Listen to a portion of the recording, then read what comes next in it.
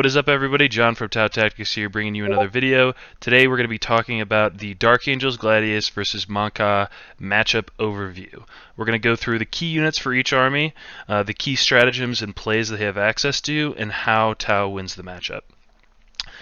Now, originally I was planning on doing a Blood Angels video, thanks to Shadizo for suggesting. However, with the new leaks and releases, I'm going to hold off until we have a good understanding of the new Blood Angels Codex before I do that overview.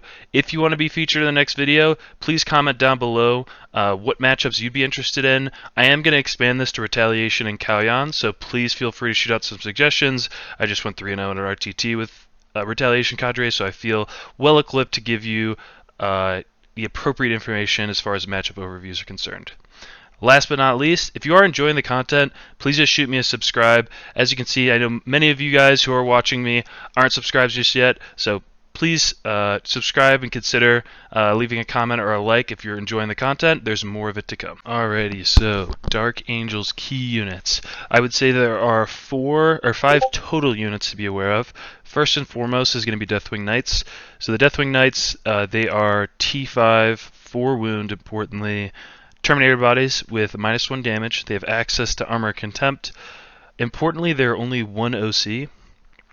They do have access to anti-vehicle 4-up weapons. They're Strength 6, AP 2 damage, so fairly all-purpose. They're good into elites, they're good into all of our vehicles, and they're definitely a scary unit. The other weakness that they have, outside of being 1 OC, is move 5, so they don't move very quick, but with Gladius, as we'll discuss later on in the video, they have access to advance a charge whenever they want it, for all 3 units in 1 round of the game, and 1 unit per turn if they need to. Next is going to be the Eradicator brick, so an Eradicator, a 6-man Eradicator unit with an Apothecary, Biologus, and Fire Discipline, so that gives them access to lethal and sustained on 5s if they are in Devastator Doctrine, so they can both use Devastator Doctrine once per game for a full round for the whole army, but also spend 1 CP to put a single unit, i.e. the Eradicator brick, into Devastator Doctrine to again get access to the lethal and sustained 5s. Now they're going to be in a repulsor. They have access to a strat that if I move within 9, if you move within 9, they can reactive move. So just be careful. If you move within 9, they can then use that reactive move to get into the transport. They're really lethal. They could probably split fire and kill 2 tanks without invulns because they reroll hits, wounds, and damage. Riptides are always a toss-up with the 4-up invuln, but also in Overwatch they can be really gross just because of the full rerolls and lethal and sustained.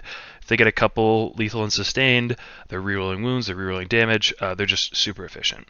Something to be careful of.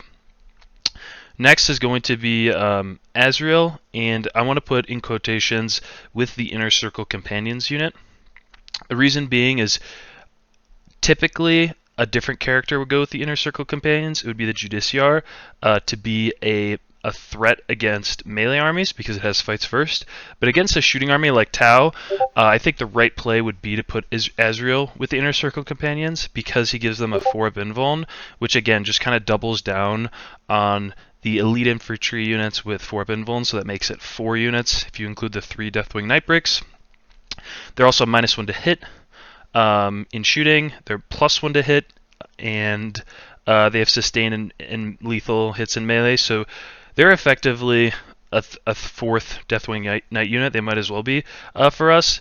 Now, I'll talk about it a little bit more, but Riptides are going to be our best unit into the Inner Circle Companion unit. Next, just an honorable mention is going to be the Calidus. Now, the reason the Calidus is really good is it provides a really good utility to this army. That it loves Dark Angels, Gladius loves to play primary. That's why they have the 5 total big bricks. They want to play the midboard, so having a tiny base that they can just move around to score them secondaries, while the rest of the army focuses on primary and brawling in the middle, is really important. You can also place the Calidus, basically protect a unit of Deathwing Knights from strats, right? So like an example would be Breachers have to get within 10 for just to activate, but also to get extra AP. So if they put the Calidus right behind the Deathwing Knights unit, you basically have to be within 12 of the Calidus. and then your strats are going to cost a little bit more, which can be really. Alrighty, so Tao's key units. It is the usual suspects. We have Breachers, so just very strong. Reason being is they can both deny primary and get an activation into Deathwing Knights. They are our most efficient into unit into Deathwing Knights because on a point-for-point basis, because they're 1 damage already, and they have the built-in wound rerolls if a unit's on the objective. Now, let's say they're not on an objective and we just have Stealth Suits guiding. We give the Breacher unit extra AP, because if we don't, they can use AOC, Armor Contempt, for -1 AP and just be on their 2-up save. So we have to use it proactively when we want to kill a Deathwing Knight unit, because we have to declare it at the start of the shooting phase. 70% of the time, there's a 70% chance to kill at least two or more Deathwing Knights, which is pretty decent. The next unit, same setup, is going to be extra AP with Stealth Suits guiding, is going to be the Hammerheads with Ions. Again, they have around a 70% chance to kill 2 plus Deathwing Knights. Riptides are only 1 because they have the damage 4 that goes to damage 3 because of -1 damage. So all this means for us is that we're going to have to set up to kill 1 unit at a time. We don't want to be targeting multiple Deathwing Knight units and killing one by one. We want to try to get a Breacher activation, a Hammerhead with Ion activation into 1 unit at once so we can try to kill them. Now, one way we can mitigate if we don't fully kill the unit is we can have the Breachers at least move block the Deathwing Knights. So the most efficient use of the Breachers, in my opinion, is both to move block a Deathwing Knight unit, kill a couple of them, and to steal primary from them. So if you could pull that off, that's basically, in my opinion, operating at maximum efficiency for that unit. Hammerheads with Ions. Not everyone's running a lot of them, but they are decent into this matchup. It's not something I would take specifically for this matchup. If you're already running Rails, I wouldn't switch just because of this specifically, but it's just a note is that it is going to be our most efficient unit here. The next one I want to talk about is Riptides. So Riptides are going to be super efficient into both the Eradicator unit, if they have Stealth Suits guiding them, and it's turn 1 through 3, so they have lethal hits from Monka. They have a 57% chance to kill 4 or more Eradicators. So we really want to make sure that our Riptides are prepared to activate into Eradicators when they do show up. Same thing with the Inner Circle Companions. Because the Inner Circle Companions are only T4, we'll be winning them on 2s of Riptides with Stealth Suits guiding. There's a 59% chance to kill 3 or more. So Riptides are going to be good into those 2 units. So, key Dark Angel strats and plays. We talked about these already, but the reactive move, so it's called Squad Tactics. One nasty way that a Dark Angels player could use it is if you put the exact amount of OC onto a point that they have, let's say there's 2 Deathwing Knights on 2 out of a 5-man that are touching an objective, you put just a Devilfish there. What they can do is reactive move and put a 3rd Deathwing Knight in there to steal their primary. So just make sure when you're putting units like that on points, it's more than the OC that they have in the unit. Otherwise, they could just take it back.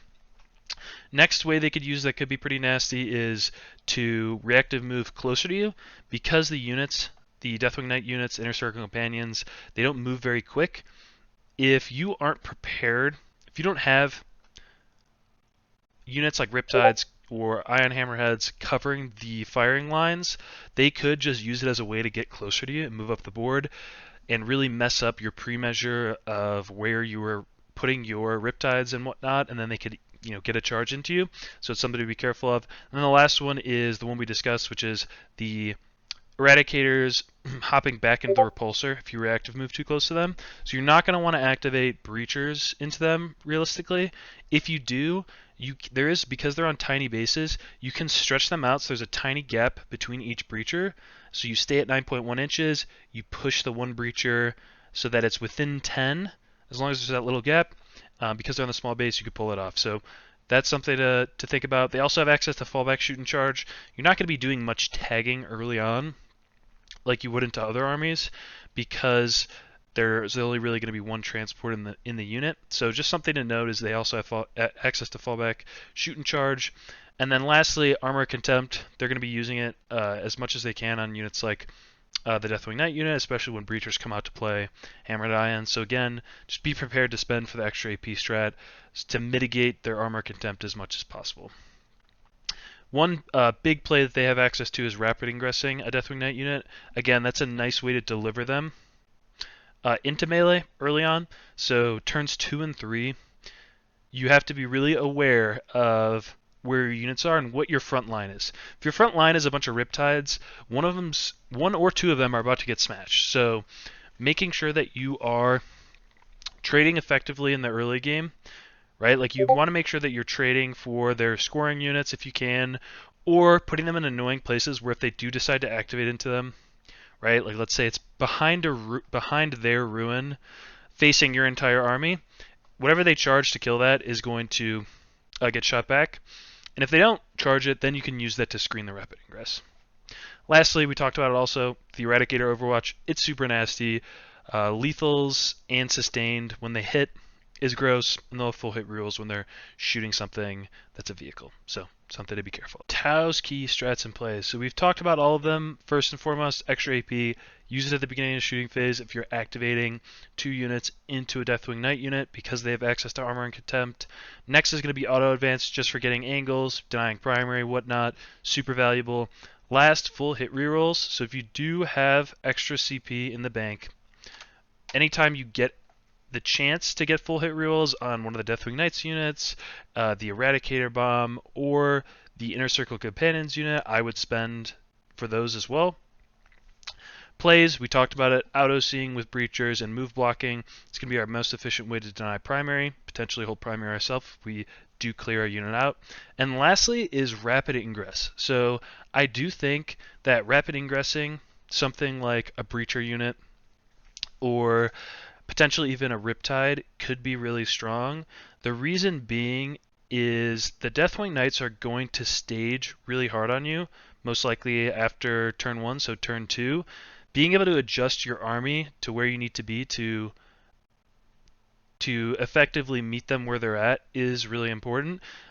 The way that I think about this matchup is we need to kill one Deathwing unit at a time. So making sure, like, if they do give us an angle somewhere, to potentially pick one up, right? If we have a Riptide in the area code already, or excuse me, an Iron Hammerhead in the area code already, then rapid ingressing a breacher unit that can auto advance to get some shots into them, being able to guarantee the 2 activations, I think is super powerful.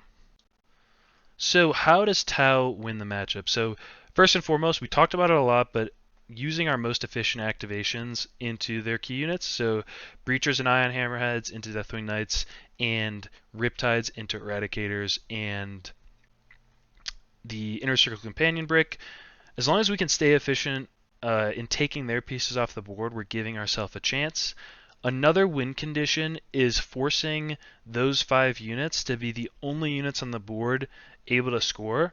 Now, there are most likely going to be 4 to 5 scoring pieces in the army, some combination of assault intercessors, jump pack intercessors, so probably 2 units of those, a Calidus, and a normal intercessor unit.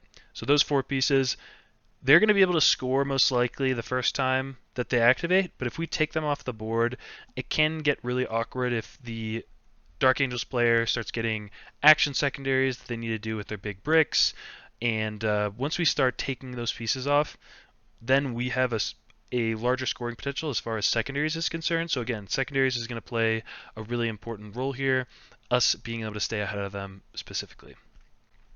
Lastly, we do have a lot of speed in the army, access to assault the first 3 turns of the game, and we do outrange them. So if they're not bringing like Lancers or Vindicators, we can pretty much deploy out in the open for the most part, as long as you pre-measure outside of the Eradicator brick. There's really not a lot of shooting to speak of, so make sure that you're taking advantage of the fact that this is a highly pre-measurable army. Stay outside of the charge range of the Deathwing Knights. Same thing with the Eradicators. That should still give you a lot of green grass to play with as far as where you can start your units on the board. That's going to do it for today's video. Thanks for tuning in, everybody. Please don't forget to comment down below what matchup you'd like to see next, whether it's Maka, Retaliation Cadre, or Kauyan, to be featured in the next video. And appreciate you all sticking to the end, and I will catch you in the next one. Peace.